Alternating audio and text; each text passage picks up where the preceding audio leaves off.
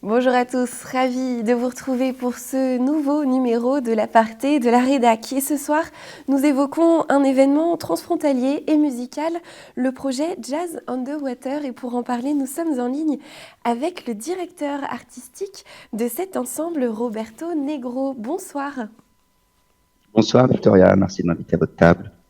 Merci de nous consacrer quelques minutes. Vous êtes pianiste et compositeur et vous dirigez donc cet orchestre bien particulier puisqu'il rassemble des jeunes musiciens de France et de Suisse accompagnés de musiciens professionnels. C'est bien ça ?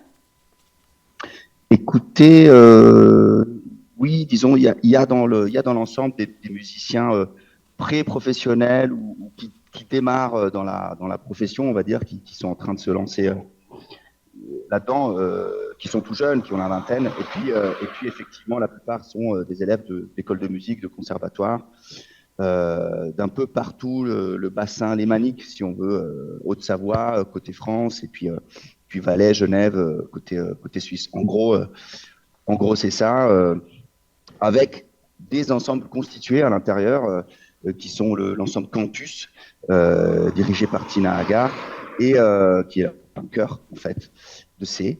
Et le trio qui est de Genève, qui a le trio rythmique, on va dire, hein, guitare, basse, batterie. Et sinon, c'est des jeunes qui n'ont jamais joué ensemble. Sinon, voilà, c'est une rencontre vraiment multilatérale, transfrontalière pour tout le monde. Ils ont quel âge environ ces jeunes musiciens ? Ah bah ça va de 7 à 77 ans, comme on dit.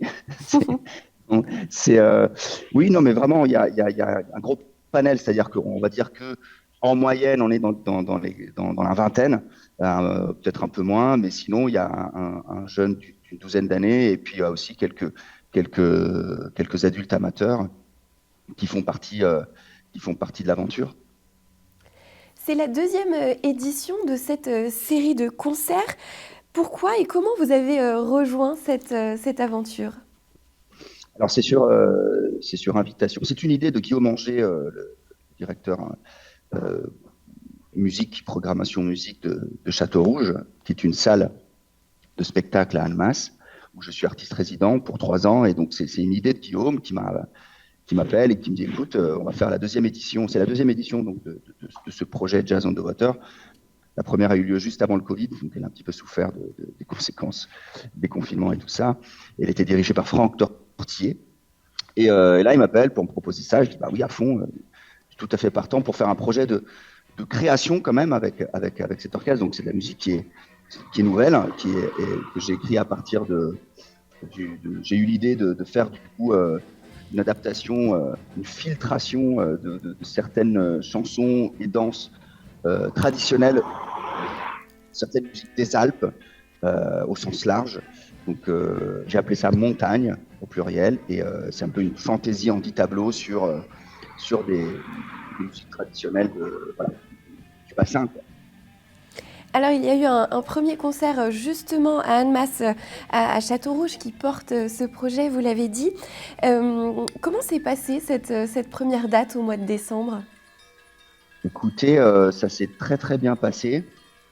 On était en pleine montée d'adrénaline, comme toute première, et une adrénaline qui a été, je trouve, très bien gérée et une très très bonne énergie qui a été donnée par l'ensemble, par moi aussi, hein, j'étais quand même bien chaud, comme on dit.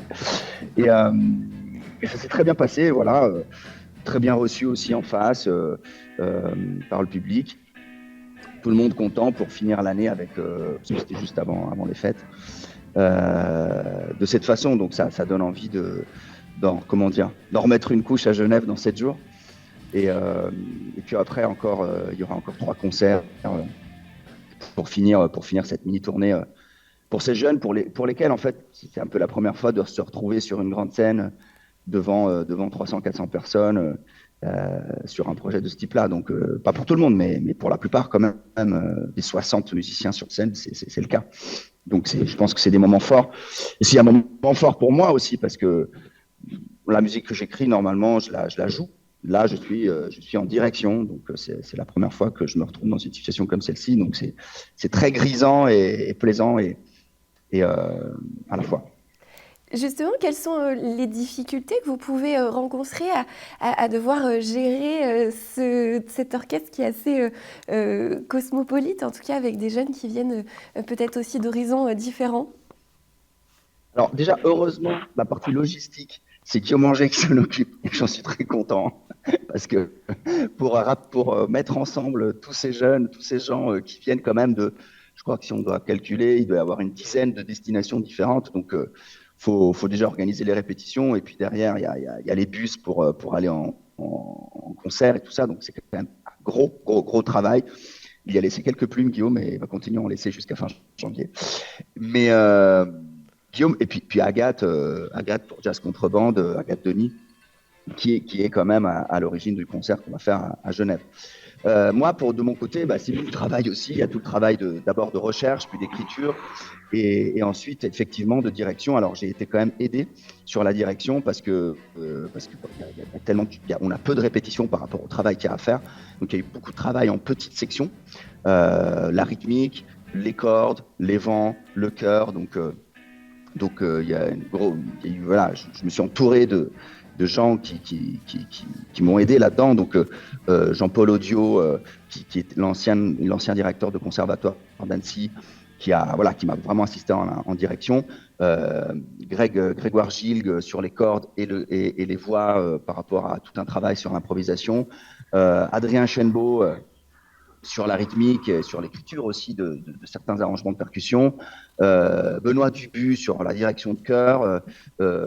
Tina Agar aussi sur la direction de chœur, puisque voilà, elle gère cet ensemble Cantus qui en fait est 80%, constitue 80% du chœur.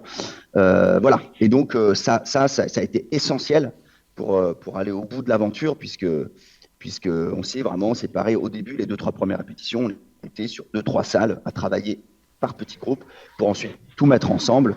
Et puis voilà, du coup, ma prise en main de l'ensemble a été possible grâce à ce travail préalable. Donc vous l'avez dit, hein, il reste 4 dates, dont une très prochaine, le 14 janvier à l'Alhambra à Genève à 20h. D'ailleurs, les places sont disponibles sur le site jazzcontrebande.com. Est-ce que vous êtes encore dans la préparation de ce concert ? C'est toujours le gros écueil du deuxième concert. En plus, il y a eu un mois entre le premier et le deuxième. Donc forcément, ça a eu le temps de redescendre un peu. Le premier concert, voilà, on était au bout d'une montée. Là, il va falloir se remettre un petit peu au taquet, comme on dit.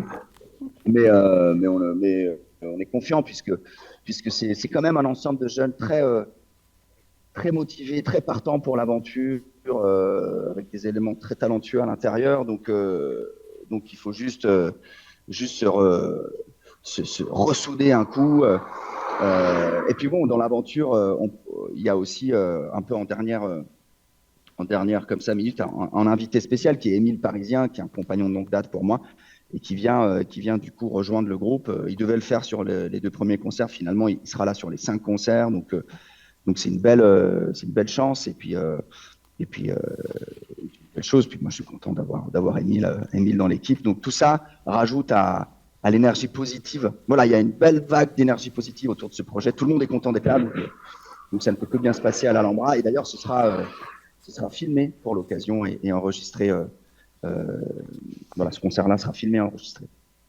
Donc, on a intérêt à bien jouer. Et c'est une belle façon de commencer l'année. En tout cas, merci beaucoup Roberto Negro d'avoir été avec nous. Merci Victoria, belle journée à vous. Et merci à vous d'avoir suivi cet épisode. Je vous dis à très bientôt sur 8 Mont Blanc.